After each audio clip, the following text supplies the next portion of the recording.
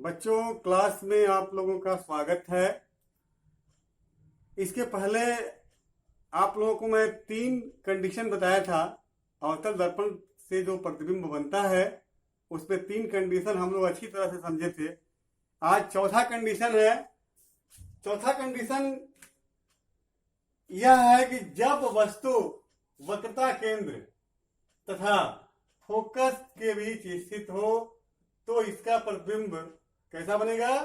वास्तविक बनेगा, उल्टा बनेगा, वस्तु से बड़ा बनेगा और वक्रता केंद्र तथा अनंत के बीच ये बनेगा। अब इसको बना के देखेंगे हम लोग। इसका प्रतिबिंब कैसे बनाएंगे? पहले हम लोग क्या करेंगे, एक बनाएंगे अवतल दर्पण। ये हमारा अवतल दर्पण हो गया और ये हमारा मुख्य अक्ष हो गया, ये ध्रुव हो गया, ये फोकस हो गया, ये वक्रता केंद्र हो गया।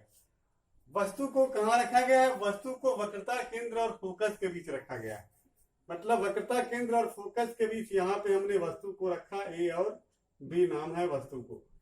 अब आप देखिए, प्रतिबिंब बनाने के लिए हमें 2 प्रकार की किरणों की आवश्यकता होती है। पहली किरण मुख्य अक्ष के समांतर आपतित होती है और दर्पण से टकराने के बाद ये सीधे फोकस में से होती हुई सीधे परावर्तित होती हुई निकल जाती है। और दूसरी किरण यहां से आपतित होती है फोकस से होकर के। थोड़ा सा इसको बढ़िया से और बनाया जाए, ये फोकस से होकर के आपतित होती है और यहां से परावर्तित होकर के और मुख्य अक्ष के समांतर चली जाती है। आपने देखा कि मुख्य अक्ष के समांतर ये किरणें, अब जहां पे ये है इसको हम क्या करते हैं, इसको हम यहाँ पे मिला देते हैं। तो आपने क्या देखा कि जो इसका प्रतिबिंब है वो कहां बन रहा है बेटा? वास्तविक बन रहा है और उल्टा बन रहा है। क्यों उल्टा कहेंगे? क्योंकि ये मुख्य अक्ष के नीचे है और वस्तु से बड़ा दिखाई दे रहा है। आप देखिए, ये भी है तो यहां पे हो गया बी डैश और यहां पे हो गया ए डैश, तो ये प्रतिबिंब उल्टा बना। और कहां बना? तो ये बना है वक्रता केंद्र और अनंत के बीच बना है। वक्रता केंद्र यहां है और अनंत इधर है, उसके बीच में ये बना है। तो इस प्रकार से आप समझ गए होंगे कि जब वस्तु वक्रता केंद्र तथा फोकस के बीच में रखा जाएगा तो उसका प्रतिबिंब कैसा बनेगा? वास्तविक, उल्टा और वस्तु से बड़ा बनेगा। दूसरा कंडीशन, जब वस्तु मुख्य फोकस पर हो तब उसका प्रतिबिंब कैसा बनेगा? वास्तविक, उल्टा और वस्तु से बड़ा बनेगा। अब हमें यह देखना है कि यह कैसे इस प्रतिबिंब को हम लोग बनाएंगे। इसको सब लोग बिल्कुल ध्यान से आप लोग देखेंगे।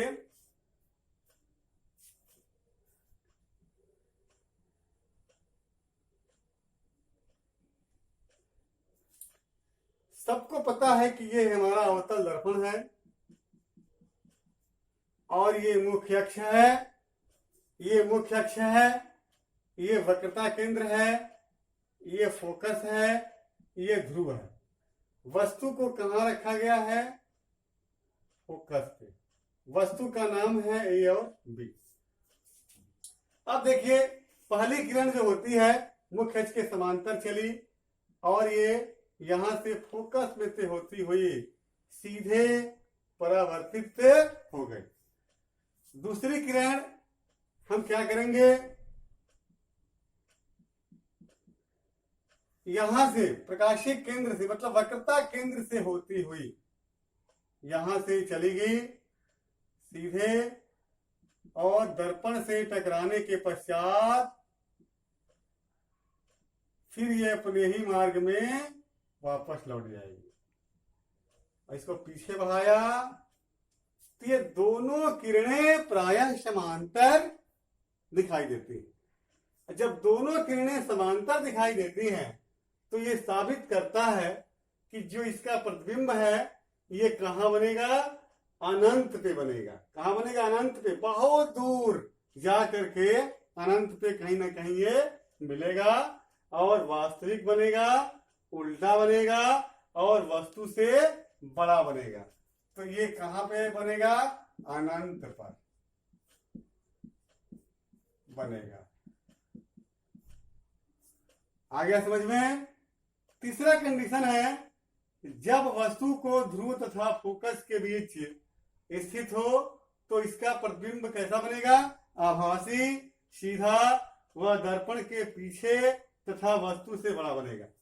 ये जो छठवां पॉइंट है बहुत इंपॉर्टेंट है। इसको हम कैसे बनाएंगे, इसको ध्यान से देखें। ये कई बार बोर्ड एग्जाम में आ भी गया है, आता भी है कि जब वस्तु को कहां रखें कि उसका प्रतिबिंब कहां बनेगा? आभासी बनेगा, सीधा बनेगा और दर्पण के पीछे बनेगा। जैसे आपको मैं बताया कि जैसे ये एक अवतल दर्पण है, ये हमारा मुख्य अक्ष है, ये फोकस है, ये ध्रुव है, ये फोकस है, वक्रता केंद्र है। वस्तु को फोकस और ध्रुव के बीच में रखा गया, यहां पे ये ए है और बी है, ये वस्तु का नाम है। अब इसका प्रतिबिंब बनाना है।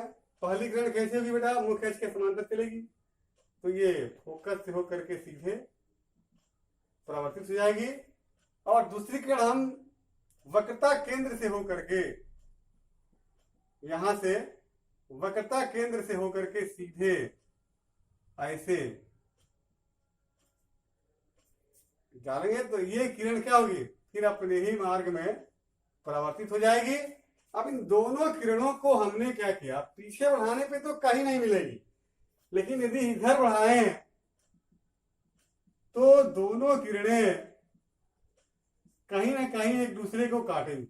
और जहां पे काटती है वहीं से मुख्य अक्ष पे हमने एक लंब को बनाया और यही हो गया हमारा ए डैश बी डैश प्रतिबिंब। तो आपने क्या देखा कि जो ये ए बी है वस्तु, इसका प्रतिबिंब मुख्य अक्ष के ऊपर बना। जब मुख्य अक्ष के ऊपर बनता है तो हम क्या कहते हैं? इसे सीधा कहते हैं। और जो सीधा होता है वो क्या होता है? आभासी होता है। और वस्तु से बहुत बड़ा बना, वस्तु से बहुत बड़ा बना। तो कई बार ये क्वेश्चन पूछा गया है कि जब वस्तु को हम फोकस और ध्रुव के बीच में रखेंगे तो उसका प्रतिबिंब कैसा बनता है? किरण आरेख बना के दिखाइए। तो हम लोग ऐसे इसका बनाएंगे और इसको लिखेंगे कि वस्तु का प्रतिबिंब आभासी बनेगा, सीधा बनेगा और दर्पण के पीछे बनेगा और वस्तु से बहुत बड़ा बनेगा। ये 6 कंडीशन बहुत इंपॉर्टेंट है। और ये कंडीशन, यही एक छठवां जो कंडीशन है लास्ट वाला, इसी कंडीशन में केवल आभासी बनता है, बाकी सभी कंडीशन में वास्तविक बनता है। आगे बच्चों समझ में?